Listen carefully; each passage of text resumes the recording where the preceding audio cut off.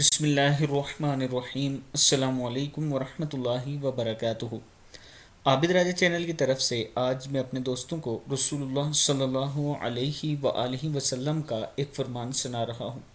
اس سے پہلے وہ دوست جو یورپ وغیرہ میں رہتے ہیں اور قربانی کی وجہ سے پریشان ہیں، پہلے تو میں اس بات پہ معذرت کرتا ہوں کہ مجھے لیٹ میرا دھیان اس طرف گیا۔ ایک دوست نے مجھے یاد دلائی کہ آپ کو ایسا کرنا چاہیے تھا کہ ہم یورپ میں کافی پریشان ہیں قربانی کے حوالے سے، تو اگر آپ ہماری جگہ وہاں پہ قربانی کر کے غریبوں اور یتیموں میں وہ گوشت تقسیم کر دیں تو ہم آپ کو پیسے سینڈ کریں۔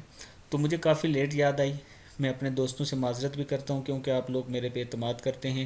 الحمدللہ اسی اعتماد کی وجہ سے ہم 3 مساجد کا کام، ایک تو شروع سے ہم نے بنوائی ہے اور 2 ایسی مساجد ان کام کر رہے ہیں ساتھ ساتھ۔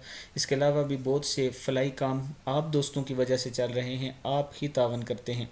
تو اس کا بھی میں اعلان کر رہا ہوں کہ اگر کوئی دوست مجبور پریشان ہیں، وہ قربانی کے پیسے ہیں ان کے پاس اور وہ کرنا چاہتے ہیں اور لیکن وہاں پر جگہ یا موقع نہیں ہے یا کرنے میں مشکل پیش آ رہی ہے، تو یہ میرا واٹس اپ نمبر ہے، آپ دوست مجھ سے رابطہ کر سکتے ہیں۔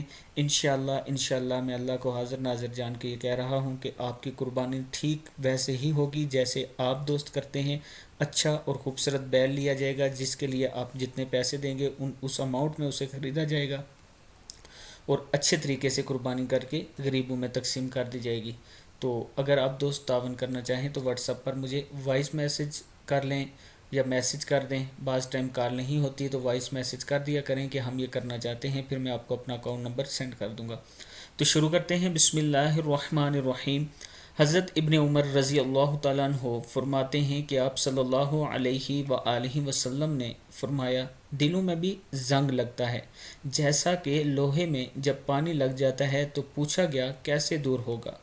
فرمایا موت کی کثرت سے یاد اور قرآن پاک کی تلاوت سے، یعنی موت کو کثرت سے یاد کیا کریں اور قرآن پاک کی تلاوت کیا کریں تو دل کا زنگ اتر جاتا ہے۔ یہ رسول اللہ صلی اللہ علیہ وآلہ وسلم کا فرمان ہے۔ اللہ تعالی ہم سب کو اس پر عمل کرنے کی توفیق دے۔ السلام علیکم ورحمۃ اللہ وبرکاتہ۔